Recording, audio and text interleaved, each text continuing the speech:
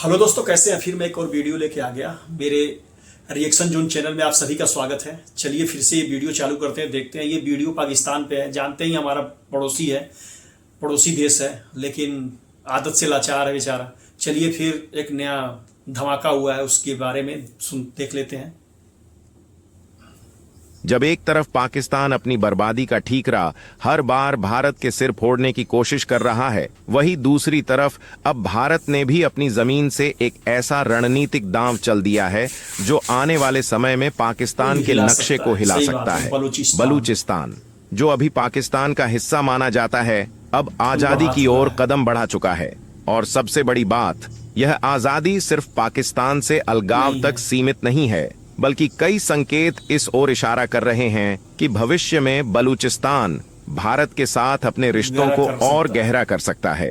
क्या है पूरा मामला, आइए जानते हैं विस्तार से। लेकिन उससे पहले अगर आप हमारे इस चैनल पर नए हैं तो चैनल को सब्सक्राइब करके बेल आइकॉन को भी ऑन कर लीजिए, क्योंकि ये आपके लिए तो 1 सेकंड का काम है, लेकिन इससे हमारी काफी मदद होती है।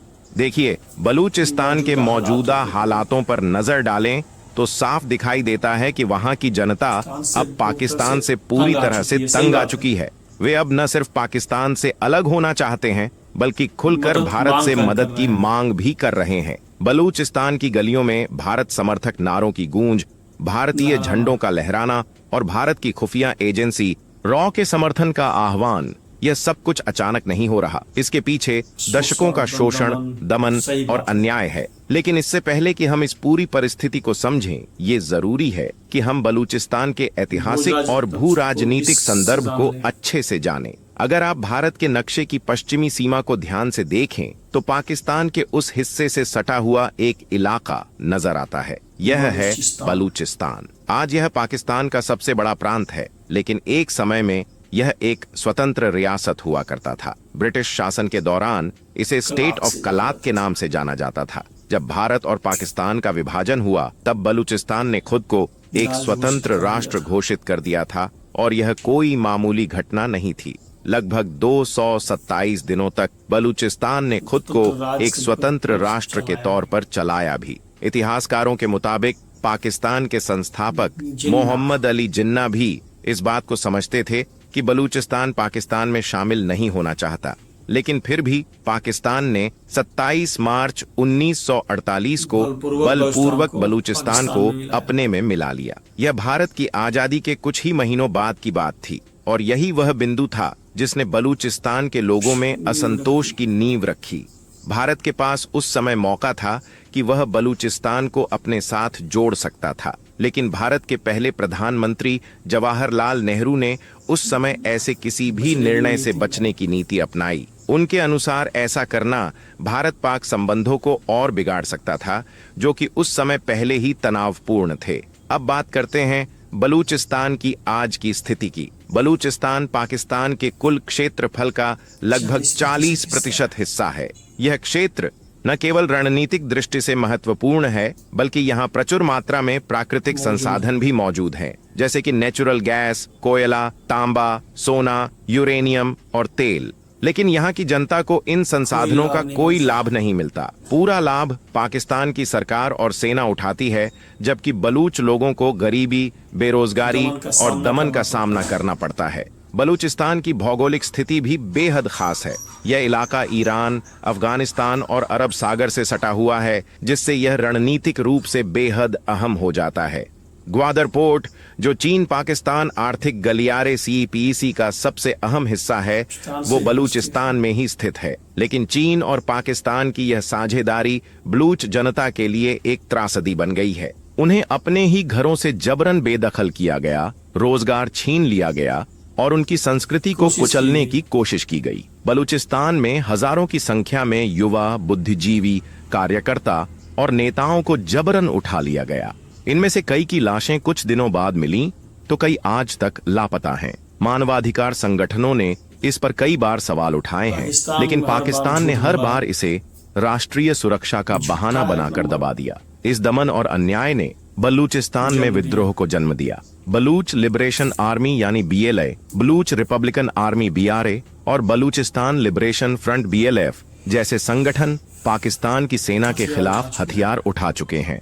और अभी पिछले ही हफ्ते बीएलएफ ने ऑपरेशन बाम चलाया था, जिसमें उन्होंने पाकिस्तान की सेना पर 84 हमले किए, जिसमें पाकिस्तान की सेना को जान और माल दोनों का नुकसान पहुंचाया। अभी तक जैसे ही बीएलए या बीएलएफ या बीआरए संगठन एक्टिव होते थे तो पाकिस्तान अपनी पूरी सेना को बलूचिस्तान में भेज देता था और इस संगठन के लोगों को मरवा देता था। लेकिन हाल फिलहाल में भारत ने ऑपरेशन सिंदूर चलाया और भारत ने ऐसा कहा कि ये ऑपरेशन अभी अपने अंजाम तक नहीं पहुंचा है, वो सिर्फ एक अस्थायी विराम पर है। इसीलिए पाकिस्तान की पूरी सेना एलओसी पर मौजूद है और पाकिस्तान को डर है कि अगर उसने बॉर्डर से अपनी सेना हटाई तो भारत पाकिस्तान पर हमला कर सकता है। इसलिए पाकिस्तान चाहकर भी बलूचिस्तान में अपनी सेना नहीं भेज सकता। बलूच विद्रोह अब सिर्फ आंतरिक नहीं रहा, अब यह अंतर्राष्ट्रीय मंच पर पहुंच चुका है और यहीं से भारत की भूमिका भी एक बार फिर चर्चा में आ जाती है। बलूच नेताओं का मानना है कि जिस तरह भारत ने 1971 में बांग्लादेश को पाकिस्तान से अलग करने में अहम भूमिका निभाई थी, ठीक उसी तरह वह बलूचिस्तान की भी मदद कर सकता है। बलूचिस्तान के लोकप्रिय नेता डॉक्टर अल्लाह नजर बलूच समेत कई लोग खुलेआम भारत से समर्थन की मांग कर चुके हैं। बलूचिस्तान में कई जगहों पर भारतीय झंडे फहराए गए हैं, भारत जिंदाबाद के नारे लगे हैं और सोशल मीडिया पर बलूच समर्थकों द्वारा भारत की प्रशंसा की जा रही है। पाकिस्तान बार बार यह आरोप लगाता है कि इस विद्रोह के पीछे भारत की खुफिया एजेंसी रॉ का हाथ है। हालांकि भारत ने कभी भी सार्वजनिक रूप से बलूचिस्तान आंदोलन को समर्थन नहीं दिया है, लेकिन पाकिस्तान की बेचैनी इस बात की गवाही देती है कि कुछ तो जरूर बदल रहा है। हाल ही में बलूचिस्तान में एक ट्रेन को हाईजैक कर लिया गया और यह कोई मामूली घटना नहीं थी। इसका उद्देश्य था पाकिस्तान को यह दिखाना कि बलूच जनता अब किसी भी हाल में झुकने को तैयार नहीं है। उन्होंने साफ कह दिया है कि अगर पाकिस्तान उन्हें आजादी नहीं देता तो वह हर हद तक जाने को तैयार हैं। अब सवाल यह है, क्या भारत को बलूचिस्तान की मदद करनी चाहिए? इस सवाल का जवाब सिर्फ भावनाओं में नहीं बल्कि रणनीति और भविष्य की दृष्टि से सोचना होगा। अगर भारत बलूचिस्तान की मदद करता है और वह एक स्वतंत्र राष्ट्र बनता है तो भारत को पाकिस्तान की पश्चिमी सीमा पर एक नया सहयोगी मिल जाएगा। यह पाकिस्तान की सुरक्षा नीति को झकझोर कर रख देगा। दूसरी तरफ अगर भविष्य में बलूचिस्तान भारत में शामिल होने की इच्छा जाहिर करता है तो यह भारत के लिए एक ऐतिहासिक रणनीतिक जीत होगी, कुछ वैसा ही जैसा 1947 में जूनागढ़ या हैदराबाद का भारत में विलय था। बलूचिस्तान के साथ भारत का जुड़ाव सिर्फ राजनीतिक नहीं बल्कि सांस्कृतिक और भावनात्मक भी हो सकता है। भारत हमेशा से ऐसे देशों और समुदायों की मदद करता आया है जो मानवाधिकारों और स्वतंत्रता की लड़ाई लड़ रहे हैं, चाहे वह तिब्बत हो, अफगानिस्तान हो या बांग्लादेश। और अब बलूचिस्तान भी उसी कतार में खड़ा दिखाई दे रहा है।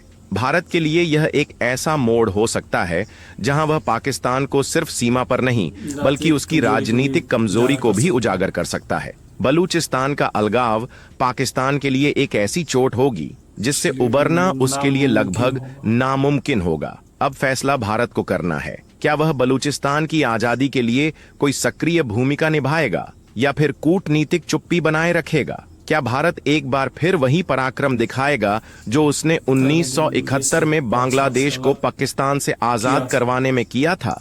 वैसे आपकी इस पूरे विषय पर क्या राय है? क्या भारत को बलूचिस्तान का समर्थन करना चाहिए? अपनी राय हमें नीचे कमेंट में जरूर बताइए। वीडियो को लाइक करें और ऐसी ही और वीडियोस के लिए चैनल को सब्सक्राइब करके बेल आइकॉन को भी ऑन कर लें। जय हिंद। चलिए दोस्तों, वीडियो खत्म हो गया। ये वीडियो था पाकिस्तान पर। पाकिस्तान का एक हिस्सा है बलूचिस्तान, पाकिस्तान का हिस्सा नहीं है, इसे जबरन अपना हिस्सा बनाया गया है। लेकिन अब जो बलूच के लोग हैं वो इनका विरोध कर रहे हैं क्योंकि पाकिस्तान के जो सैनिक हैं उनका दमन किए हैं, बहुत ही दमन किए हैं। जो वहाँ का सामग्री है, जैसे तेल है, कई चीज़ें हैं वहाँ जो कि वहाँ उपलब्ध होती हैं, उनका दोहन किए हैं ये, और उनको उसका कोई लाभ नहीं मिला है। वो गरीबी के हाल में और बहुत ही दयनीय स्थिति में जी रहे हैं वहाँ। अब इनका विरोध कर रहे हैं पाकिस्तानियों का और अपने भारत से वो मदद मांग रहे हैं। अब आप बताइए कि उनका मदद करना चाहिए कि नहीं करना चाहिए, वीडियो में कमेंट करके बताइएगा। और इसी के साथ हम अपना वीडियो यहीं समाप्त करेंगे। आपको वीडियो अच्छा लगा हो तो लाइक शेयर कमेंट करिएगा। बहुत बहुत धन्यवाद। जय हिंद।